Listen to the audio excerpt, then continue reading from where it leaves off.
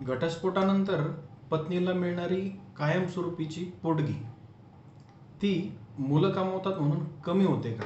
हा प्रश्न अनेक वेळा कोर्टात येतो आणि अलीकडेच राजस्थान हायकोर्टाने यावर एक अत्यंत महत्त्वाचा निर्णय दिला आहे. आजच्या या व्हिडिओमध्ये आपण संपूर्ण निर्णय सोप्या भाषेत समजून घेणार आहोत आणि शेवटी तुम्हाला या केसचा रेफरन्सही देणार आहोत. या केसची पार्श्वभूमी अशी आहे की भारतात घटस्फोटानंतर पत्नीला कायमस्वरूपी पोटगी देण्याची तरतूद आहे. ती कोणत्या सेक्शनप्रमाणे आहे की section 25 of the Hindu marriage act यामध्ये तरतूद केली आहे आणि या कलमानुसार कोर्ट पती किंवा पत्नीच्या आर्थिक स्थितीनुसार कायमस्वरूपी पोटगी ठरवू शकते. पण हा प्रश्न कायम राहतो, पोटगी फक्त जगण्यासाठी आहे की सन्मानाने जीवन जगण्यासाठी? केसच्या थोडक्यात फॅक्ट्स ज्या आहेत त्या अशा आहेत की या प्रकरणात पत्नीने घटस्फोट घेतल्यानंतर पोटगी वाढवण्याची मागणी केली होती. फॅमिली कोर्टने काही रक्कम दिली होती, पण पत्नीनं सांगितलं की ही रक्कम अपुरी आहे, पतीची कमाई खूप जास्त आहे. दुसरीकडे पतीनं काय सांगितलं की पत्नी वकील आहे, ती कमावू शकते, मुलं मोठी आहेत, ते आईला सांभाळू शकतात.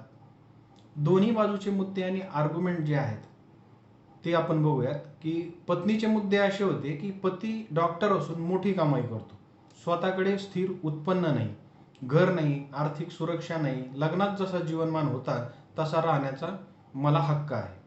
यामध्ये पतीचे मुद्दे असे होते की पत्नी शिक्षिका आहे, पत्नी शिक्षित होती, मुलं कमावतात, स्वतःवर आई आणि भावाची जबाबदारी असं तिचं म्हणणं होतं. कोर्टाने या प्रकरणामध्ये महत्त्वाचे निरीक्षण असे नोंदवले होते, काही ऑब्झर्वेशन असे घेतले होते आणि त्यानुसार स्पष्ट शब्दात त्यांनी सांगितलं होतं त्या निकालपत्रामध्ये, मुलं कमावतात म्हणून पत्नीचा पोटगीचा हक्क कमी होत नाही. पत्नीचा हक्क हा स्वतंत्र आहे आणि तो मुलावर अवलंबून नाही. कोर्टाने पुढं असंही सांगितलं की पोटगी म्हणजे फक्त सर्व्हायवल नाही आहे, तर डिग्निटी आणि फायनान्शियल स्टॅबिलिटी आहे. कोर्टाने यामध्ये काही फॅक्टर्स बघितले जे असे आहेत की पतीचं इन्कम आणि असेट्स जे आहेत, दुसरी गोष्ट लग्नातील लाईफस्टाईल, पत्नीची सध्याची आर्थिक परिस्थिती काय आहे, भविष्यातील तिच्या गरजा काय आहेत, तिला घराची गरज आहे का. विशेष मुद्दा जो आहे या प्रकरणामधला की पत्नीला राहण्यासाठी घर मिळणं हा मेंटेनन्सचा महत्त्वाचा भाग आहे. आणखीन एक महत्त्वाचं असं निरीक्षण त्याच्यामध्ये नोंदवलं होतं, फक्त शिक्षण आहे म्हणजे उत्पन्न आहे असं अजिबात गृहीत धरता येणार नाही. आणि जर गृहीत धरायचं असेल तर हे सिद्ध करण्याची जबाबदारी फक्त पतीवर आहे. पतीची इतर जबाबदाऱ्या, आई भाऊ, ह्या सुद्धा महत्त्वाच्या आहेत, पण त्या दाखवून पत्नीचा जो काही हक्क आहे तो टाळता येणार नाही.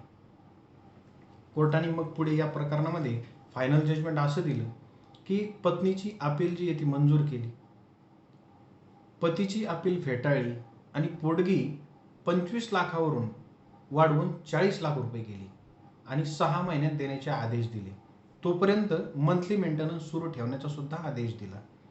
या निकालपत्रामध्ये महत्त्वाचे मुद्दे असे घेता येईल की पत्नीचा हक्क जो आहे तो मुलावर अवलंबून नाही, पोटगी म्हणजे सन्मानाने जगण्यासाठी आहे, पतीची अर्निंग कॅपॅसिटी हा मुख्य घटक आहे, पत्नीला घर देणं ही सुद्धा जबाबदारी आहे, फक्त क्वालिफिकेशन म्हणजे अर्निंग नाही.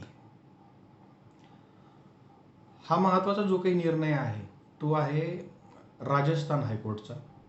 शोभा कन्वर वर्सेस निर्पत सिंग या प्रकरणामध्ये हा निर्णय दिलेला आहे. या केसचा नंबर आहे DB civil miscellaneous appeal number 3388/2025. हा निर्णय फॅमिली लॉमध्ये अत्यंत महत्त्वाचा आहे. आपल्याला हा व्हिडिओ जर आवडला असेल आणि अशा सोप्या भाषेत कायदेशीर माहिती जर हवी असेल तर हा व्हिडिओ लाईक करा, चॅनल सबस्क्राईब करा आणि नोटिफिकेशनचं बेल दाबा. मी ॲडव्होकेट भागवत काकडे पुढच्या व्हिडिओमध्ये पुन्हा भेटू.